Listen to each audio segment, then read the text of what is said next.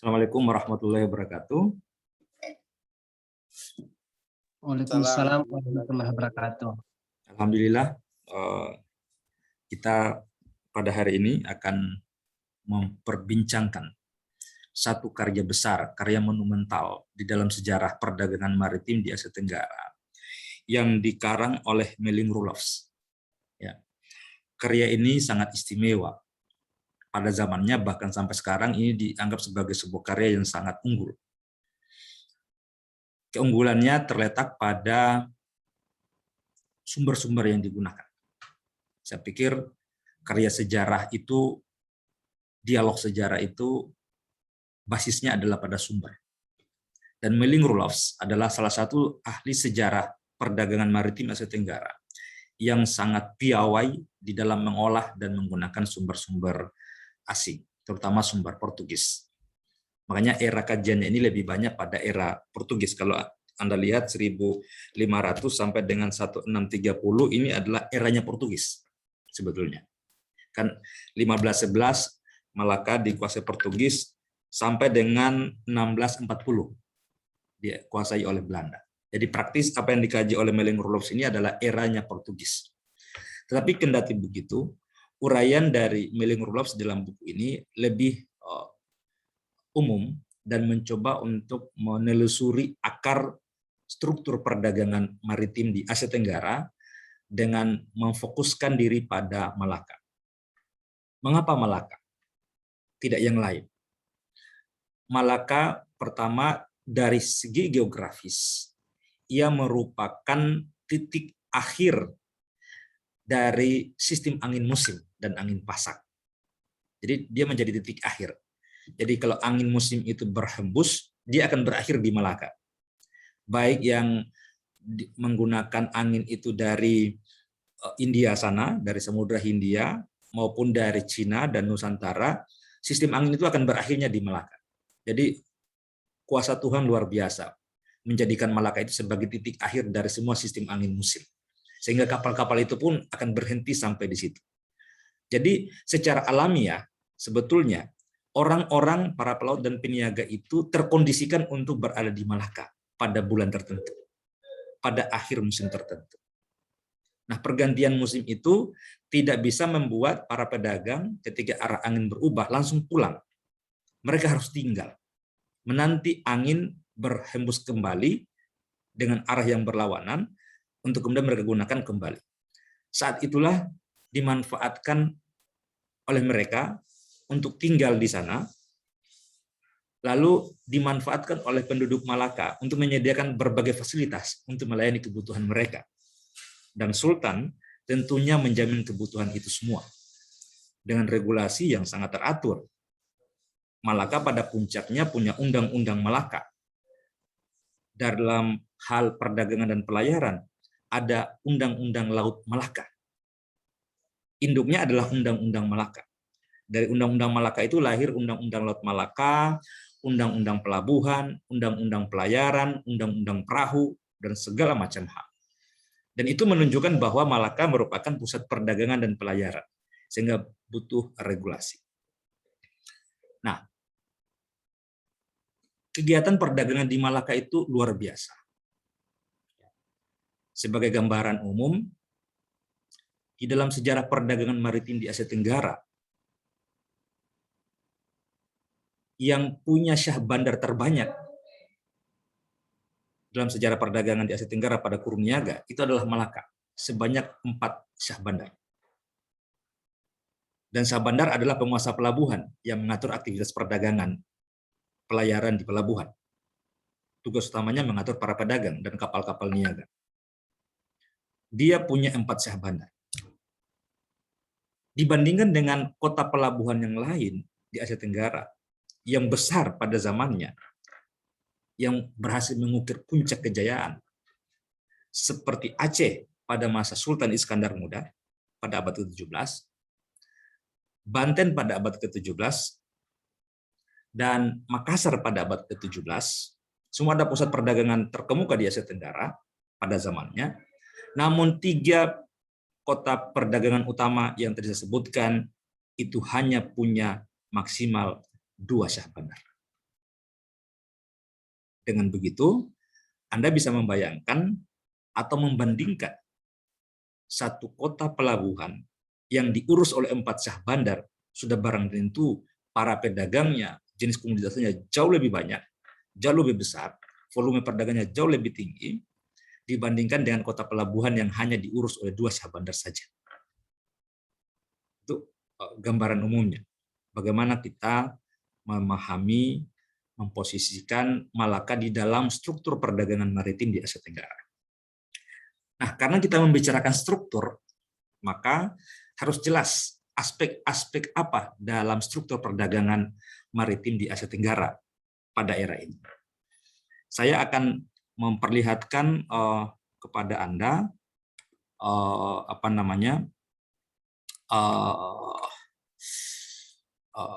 mind map yang sudah saya buat, satu halaman yang mudah-mudahan ini bisa memudahkan Anda bisa memahaminya dan saya menjelaskannya kepada Anda.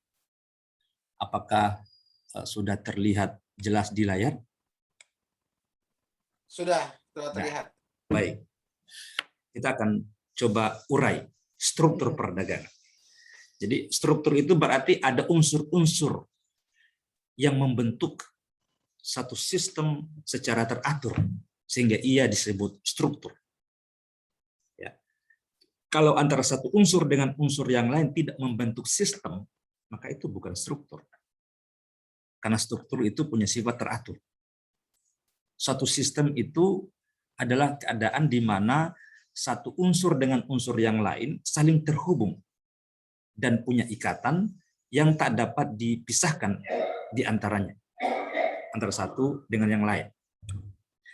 Nah, memahami struktur perdagangan di Asia Tenggara, kita awali dengan yang pertama, para pelakunya. Siapa yang terlibat di dalam aktivitas perdagangan di Asia Tenggara? Pelakunya, kalau kita lihat pada mind map yang saya buat ini, ada 2 secara garis besar. Yang pertama adalah pedagang sendiri, dan yang kedua adalah pejabat istana. Jadi yang berdagang, yang terlibat dalam perdagangan itu ada 2 kelompok besar, pejabat istana dan pedagang. Kita awali dengan para pedagang. Siapa saja yang berniaga di Malaka? Yang pertama dan utama dan terbanyak adalah pedagang India. Makanya pedagang India itu mendapatkan posisi istimewa di dalam struktur politik Kesultanan Malaka. Pedagang India itu punya 2 syah bandar. Jadi ada 2 syah bandar dari 4 syah bandar Malaka yang mendapat tugas untuk mengurusi perdagangan. Nah, satu di antaranya adalah syah bandar Malaka dari India. Di dalam sistem perdagangan di Asia Tenggara, wabil khusus di Malaka, ada satu ketentuan yang berlaku umum, bahwa yang menjadi syah bandar itu adalah orang yang dituakan atau dihargai dari kelompok paling banyak atau mayoritas di antara para pedagang. Jadi pejabat syah bandar itu diambil dari kelompok mayoritas atau kelompok yang paling banyak, tidak diambil dari kelompok minoritas. Alasannya sederhana mengapa diambil dari kelompok mayoritas. Karena dia berasal dari kelompok mayoritas dengan mudah mengurus, mengatur para pedagang yang berasal dari negerinya. Nah, pedagang yang beraktivitas di Malaka yang paling banyak itu adalah pedagang-pedagang dari India. Bahkan kalau kita membaca catatan yang dibuat oleh Tom Pires dalam Summa Oriental, disebutkan bahwa pedagang-pedagang India yang paling banyak itu dari Gujarat. Ya. Secara spesifik dari Gujarat. Dan karena itu, ada satu syah bandar khusus di Malaka yang menangani pedagang-pedagang Gujarat. Lalu syah bandar yang lain yang menangani pedagang-pedagang India dari tempat yang lain. Syah Bandar Gujarat sendiri sangat dihormati di kalangan atau di antara 4 Syah Bandar di Malaka. Dia dipandang sebagai Syah Bandar yang paling senior dan paling berpengaruh di Malaka. Sekitar 1.000 pedagang-pedagang Gujarat yang beraktivitas di pelabuhan Malaka. Ini kalau kita kaitkan dengan konteks sejarah Islam di Asia Tenggara, kedatangan agama Islam di Nusantara, kita mengenal teori Gujarat. Dan Anda tahu, pedagang yang paling banyak, pedagang-pedagang Muslim yang paling banyak di Malaka adalah pedagang-pedagang Muslim Gujarat. Mereka menggunakan kekayaan mereka dari hasil perdagangan itu antara lain untuk menyebarkan agama Islam, sehingga Malaka kemudian berkembang sebagai pusat penyebaran agama Islam di Asia Tenggara. Para mullah atau para ulama itu banyak berada di sekitar sultan dan mempengaruhi jalan pikiran dan regulasi-regulasi yang dihasilkan oleh Kesultanan Malaka. Makanya Malaka itu sangat istimewa bagi para pedagang-pedagang Muslim. Nah, mayoritas pedagang-pedagang dari India, dari kelompok Gujarat inilah yang giat menyebarkan agama Islam.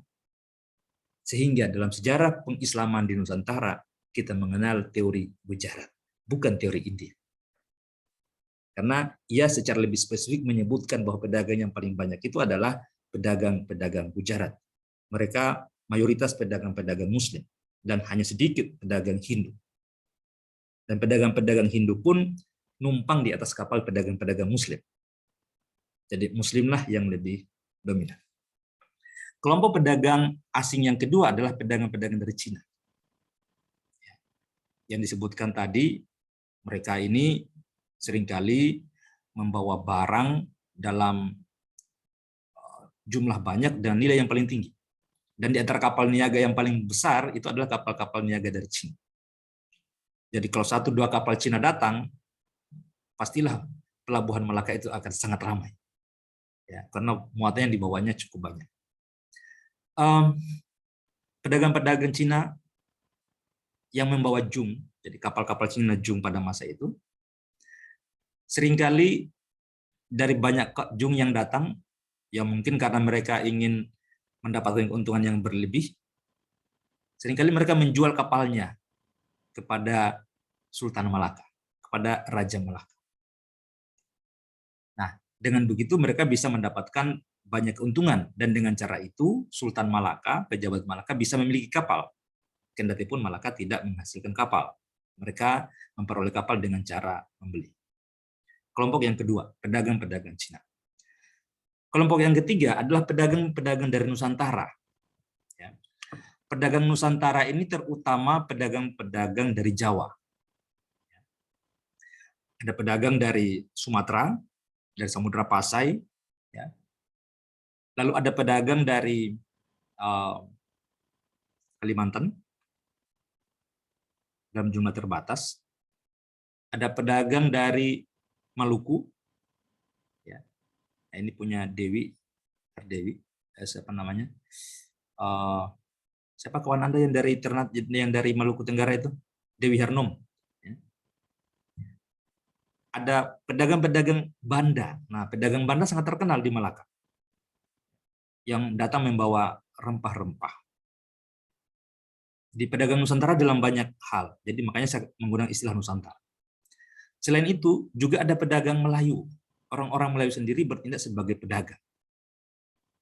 Mereka berdagang sekaligus menyebarkan agama Islam. Makanya orang Melayu seringkali diidentikan dengan pedagang-pedagang Muslim. Meskipun pedagang lain pun juga ada. Selain pedagang Cina, India, pedagang Nusantara, dan Melayu, juga ada pedagang-pedagang Arab, pedagang-pedagang Persia, dan masih banyak. Tapi yang saya sebutkan ini adalah yang paling dominan di dalam perdagangan di Malaka. Mereka adalah aktor-aktor yang berperan di dalam menghidupkan perdagangan di Malaka. Nah, karena perdagangan Malaka ini begitu ramai, maka struktur politik Kesultanan Malaka pun menjadi lebih tertib, dan banyak pedagang, banyak pejabat yang mengurusi kepentingan perdagangan. Kita mulai dari yang paling atas, Sultan, Raja Malaka. itu seringkali bertindak sebagai pemilik modal di dalam sistem komenda. Mereka menitipkan modal atau barang ke kapal-kapal niaga, baik kapal niaga Melayu maupun kapal niaga yang lain yang sering mengunjungi Malaka. Sultan pun terlibat dalam perdagangan. Yang kedua, berdasarkan Undang-Undang Malaka, setelah Sultan ada wakil Sultan yang namanya bendahara. Ini setingkat dengan Perdana Menteri yang mengurusi urusan keuangan. Ketika Sultan tidak ada, maka kendali kekuasaan dan sistem perdagangan itu di bawah bendahara. Lalu yang ketiga adalah laksamana. Karena Malaka adalah pusat perdagangan dan pelabuhan, maka keamanan laut itu menjadi satu hal yang mutlak untuk dijaga. Tidak boleh sampai ada konflik, ada pihak yang mendominasi di dalam pelayaran di Selat Malaka, maka itu menjadi tanggung jawab Laksamana Malaka. Anda tentu ingat dengan lagu Laksmana Raja di Laut. Ketika di laut, yang menjadi raja adalah Laksmana. Tapi ketika di darat, yang menjadi raja adalah Sultan. Jadi ada pembagian yang jelas. Kalau di laut, rajanya, penguasanya adalah Laksmana.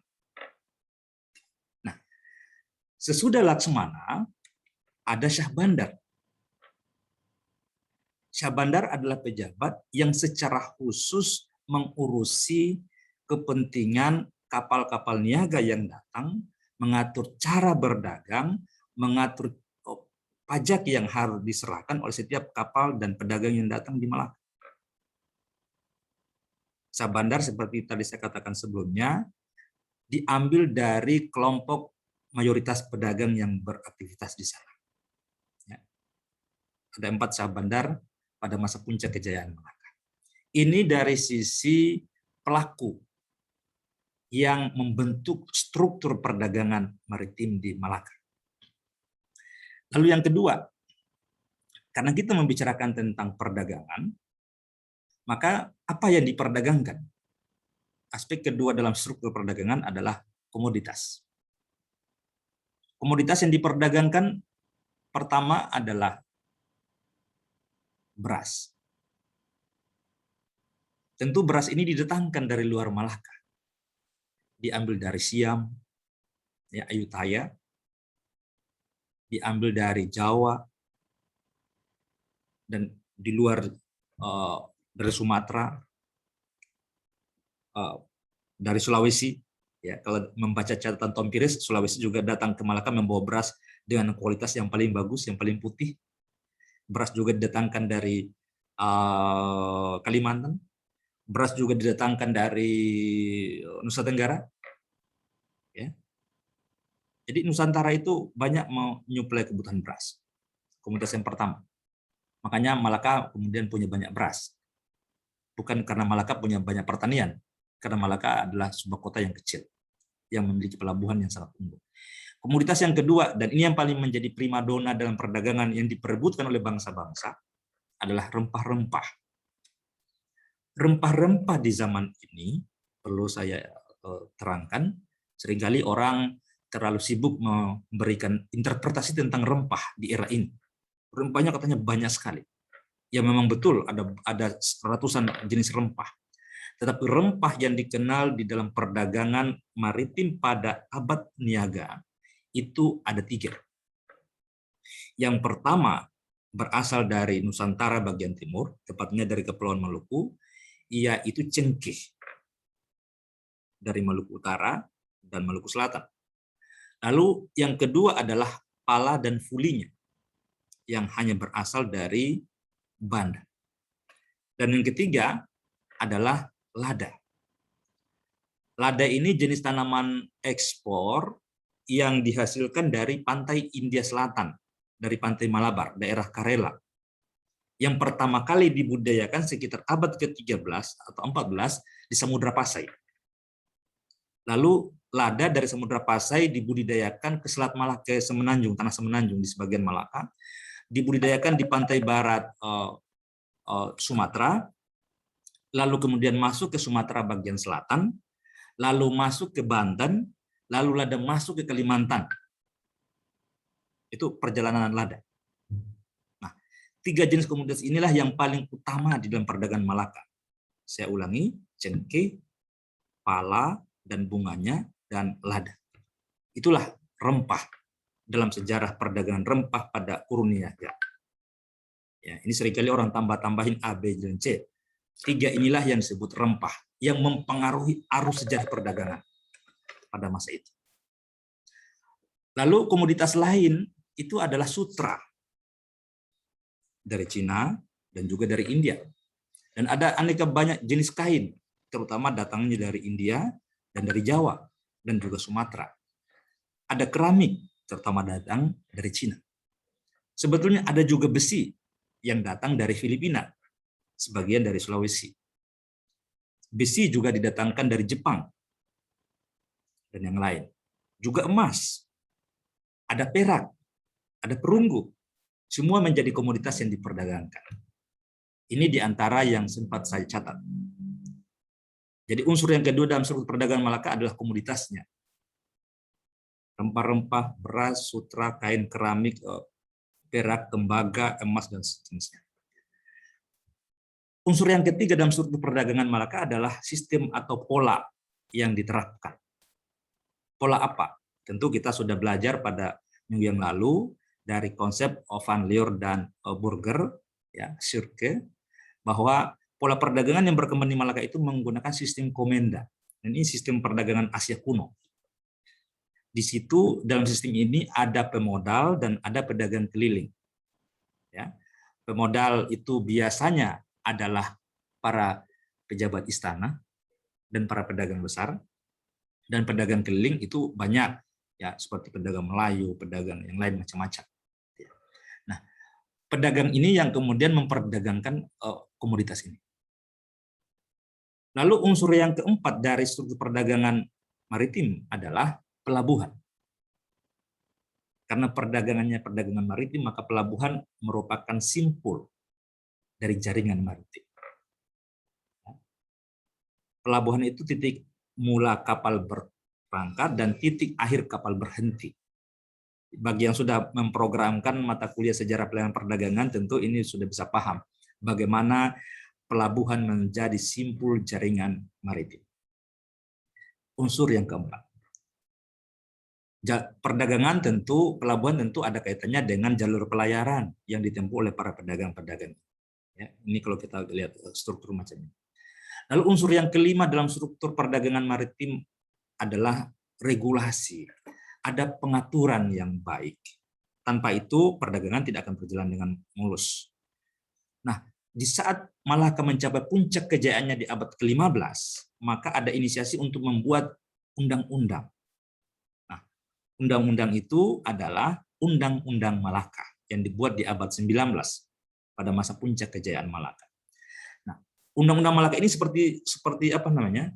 Hukum dasarnya, ya, yang memayungi semua hukum yang berlaku. Lalu ia menjadi sumber bagi turunan hukum-hukum yang lain atau aturan-aturan yang lain. Yang paling utama adalah Undang-Undang Laut Malaka. Jadi ada Undang-Undang Malaka dan ada Undang-Undang Laut Malaka. Dan Undang-Undang Laut Malaka ini adalah Undang-Undang Laut pertama dalam sejarah Asia Tenggara. Nggak ada undang-undang sebelum itu. Ini adalah yang pertama. Nah, Undang-Undang Malaka ini menurunkan atau mempengaruhi lahirnya Undang-Undang Pelayaran dan Perdagangan Amanagapa di Sulawesi Selatan 1671. Jangan sampai dibalik. Seringkali orang karena begitu memandang bahwa Undang-Undang Laut Amanagapa inilah yang mempengaruhi Undang-Undang Laut Malaka. Itu sangat ahistoris. Bagaimana mungkin Undang-Undang Laut dibuat abad 15, sedangkan hukum Laut Amanagapa di abad 17? Masa yang belum lahir mempengaruhi yang sudah lahir? It is impossible. Jangan sampai Anda melakukan kekeliruan yang sangat fatal di dalam sejarah ketika mengabaikan waktu. Nah, jadi Undang-Undang Laut Malaka mempengaruhi Undang-Undang Laut Amanagapa, atau Hukum Pelayaran Perdagangan Amanagapa, dan juga mempengaruhi Undang-Undang Bandar Bima. Ya, kita mengenal ada Undang-Undang Bandar Bima. Tapi nampaknya Undang-Undang Bandar Bima ini memang lebih banyak mengadopsi Undang-Undang Laut Malaka. Ini bisa kita lihat di dalam kitab lokal, sumber lokal dalam Bosa Ngajikai. Kalau Anda pernah membaca Bosa Ngajikai, ya, di situ dikutipkan Undang-Undang Laut Malaka, lalu kemudian ada Undang-Undang Bandar Bima. Nah, ini semua 5 komponen inilah yang membentuk struktur perdagangan di Malaka. Jadi, untuk menemukan struktur perdagangan maritim di Malaka yang dikarang oleh Melling Roelofs di dalam bukunya ini, maka 5 aspek inilah yang sangat penting untuk dilihat. Ada sistem politik yang begitu tertib di bawah Kesultanan Malaka. Nanti kemudian mendapat pengaruh dari India. Nah, semuanya ini saling memberikan pengaruh. Dan yang pasti bahwa Malaka merupakan pusat perdagangan internasional yang paling terkemuka di dalam sejarah Asia Tenggara. Sekira itu penjelasan saya mengenai struktur perdagangan maritim. Terima kasih. Assalamualaikum warahmatullahi wabarakatuh. Warahmatullahi wabarakatuh.